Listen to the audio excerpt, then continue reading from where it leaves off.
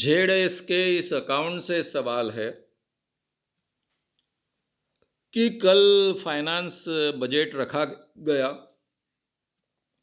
तब जो राज्य मंत्री ठाकुर जी है उन्होंने पूजा कर कर ये बजट वगैरह क्या बाकी की सब बातें हैं, तो क्या ये ठीक है? अभी ये सवाल पूछने में कोई मतलब है क्या? ये तो कम से कम इंटरनल मामला है कि हमारे देश के अंदर का मामला है कि संसद में बजट रखे जा रहा है तो कैसे आप रख रहे हो, कौन सी साड़ी पहनकर रख रहे हो, लक्ष्मी जैसी दिख रहे हैं, वैसी साड़ी है कि नहीं, ये सब वर्णन आपको सोशल मीडिया से लेकर हर जगह मिल रहे हैं। लेकिन इससे भी तो बड़ी गंभीर बात पहले हो चुकी है। राफेल जैसा अति प्रगत एरोप्लेन प्राप्त करने के लिए हमारे सुरक्षा मंत्री फ्रांस में गए और फ्रांस जैसे देश में जाकर उन्होंने क्या किया, नींबू मिर्ची से उसका उद्घाटन किया। नींबू मिर्ची ये स्ट्रेट वे अंधश्रद्धा का प्रतीक है। नींबू मिर्ची कहीं भी बांधी जाती है क्योंकि आत्मा का प्रकोप ना हो, इसलिए हमारे वाहन को बांधी जाती है क्योंकि आत्मा के प्रकोप के कारण कोई एक्सीडेंट ना हो। हमारे घर के प्रवेश द्वार पर बांधी जाती है, कोई भी बुरी आत्मा घर में प्रवेश ना करे।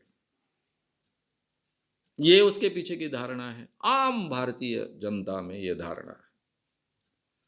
और हमारे पढ़े लिखे मुख्यमंत्री रहे सुरक्षा मंत्री राजनाथ सिंह फ्रांस में जाते हैं और उस एरोप्लेन का उद्घाटन नींबू मिर्ची लगाकर करते हैं, तो क्या चर्चा हो सकती है?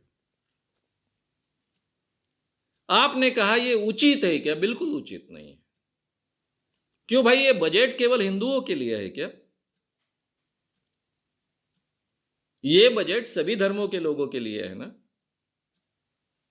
हमारे कॉन्स्टिट्यूशन के अनुसार सरकार धर्मनिरपेक्ष होती है। हाँ, ठाकुर जी ने घर में पूजा अर्चा की और वहां पर फिर बजट लेके आए तो ठीक है, उनका वो पर्सनल प्रॉब्लम है। लेकिन अगर संसद भवन में पूजा करते हैं तो ये उदाहरण अच्छा नहीं है। ये उदाहरण अच्छा नहीं है। ये कॉन्स्टिट्यूशन के जो भी तत्व है उसके खिलाफ है। लेकिन कॉन्स्टिट्यूशन के आज के सरकार का कुछ लेना देना है? हाँ, कॉन्स्टिट्यूशन के आधार पर ही ये सरकार खड़ी है, यहां तक ठीक है। लेकिन कोई लेना देना है क्या? क्योंकि यही निर्मला सीतारमण जी जो हमारी अर्थ मंत्री रही, उन्होंने लक्ष्मी जैसी साड़ी पहनी थी, ऐसे वर्णन सब सोशल मीडिया पर आए हैं बजट रखने के पहले।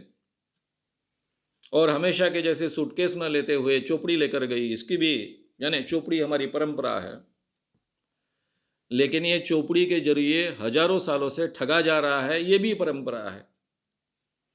चोपड़ी उसलिए प्रसिद्ध है साहूकार की, चोपड़ी हिसाब के लिए प्रसिद्ध नहीं है। भारतीय आम जनता में साहूकार की चोपड़ी ये लोगों को ठगने के लिए प्रसिद्ध है, ये हम भूल जाते हैं। लेकिन उसकी भी हम बहुत तारीफ कर रहे हैं चोपड़ी की। ठीक है, कोई बात नहीं इसमें, लक्ष्मी जैसी साड़ी चोपड़ी यहां तक ठीक है। लेकिन ये नींबू मिर्ची तो बहुत ही अति हो गया था। लेकिन यही निर्मला सीतारमण जी उसकी तारीफ करती है, हमारी संस्कृति है बोलते। यानी आज के जमाने में भी आत्माओं को डरना, आत्माओं के प्रकोप को डरना और आधुनिक विमान को भी नींबू मिर्ची लगाना, ये हमारी संस्कृति है, ये अभिमान से कहा जाता है। तो ऐसे राज्यकर्ताओं से हम कोई अपेक्षा रखे, इसकी गुंजाइश नहीं है। इसलिए ठीक है, हमने ही चुन कर दिए हैं। अगर ईवीएम की गड़बड़ी के कारण चुन के नहीं आए तो हमने ही चुन के दिए हैं, तो हमको उसके परिणाम भुगतने पड़ेंगे। इसलिए ये उचित बिल्कुल नहीं है, लेकिन ये चल रहा है और ये चलने वाला है और अभिमान के साथ चलने वाला है। कांग्रेस में लोग अंधविश्वासी नहीं थे क्या? थे ना, खुद नरसिंह राव जी अंधविश्वासी थे, सत्य साई बाबा को मानते थे। विलासराव देशमुख महाराष्ट्र के मुख्यमंत्री रहे, वो सत्य साई बाबा के भक्त थे। खुद मेरे सामाजिक न्याय मंत्री शिवाजीराव मोघे, जिन्होंने ये कानून लाया है अंधविश्वास के खिलाफ, वो भी सत्य साई बाबा के भक्त थे। लेकिन ये लोग अपने राजकीय व्यवहार में कभी अपने अंधविश्वास को नहीं आने देते हैं। सॉरी, ये भी मैंने अनुभव किया है, ये भी उनकी विशेषता रही है। तो ठीक है ना, निर्मला सीतारामन जी के खुद के या फिर ठाकुर जी के खुद के कुछ विश्वास अंधविश्वास हो सकते हैं, लेकिन ये जो उनके विश्वास अंधविश्वास है, उनको लेकर उन्होंने इस ढंग से बर्ताव करने की आवश्यकता नहीं है। हमारी जो कॉन्स्टिट्यूशन है, कॉन्स्टिट्यूशन की जो धारणा है, उसके अनुसार ये सब व्यवहार उन्होंने करने चाहिए। इसलिए आपका कहना बिल्कुल सही है, ये बिल्कुल उचित नहीं है,